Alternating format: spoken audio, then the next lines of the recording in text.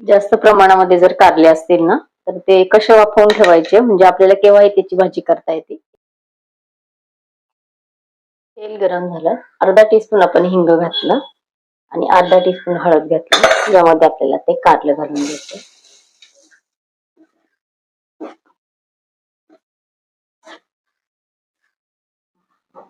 इथे थोडस मीठ घालायचंय, चवीनुसार घालू शकता, नंतर भाजी करताना आठवण ठेवायची. थोडस इथे मी घालणार आहे कोकम, चिंचेचं पण तुम्ही इथे वापर करू शकता, बिया काढलेल्या चिंच. मीठ आणि कोकम टाकून आपण एकदम व्यवस्थित याला मिक्स करून दिलेलं आहे आणि कमी गॅसवरती आपल्याला आता व्यवस्थित हे याला पाणी सुटतं आणि व्यवस्थित आपलं कारलं वाफवलं जातं. वाफवलेलं कारलं आपलं असेल तयार तर तुम्ही कधी आपले मसाले सर्व कांद्याने व्यवस्थित पटकन काढून आणि आपण केव्हाही कारलं बनवू शकतो. इथे झाकण न ठेवता आपलं कारलं असं खालीवर मिक्स करत करत आणि आपल्याला वाफवून घ्यायचं. कारलं आपलं तयार झालेलं आहे.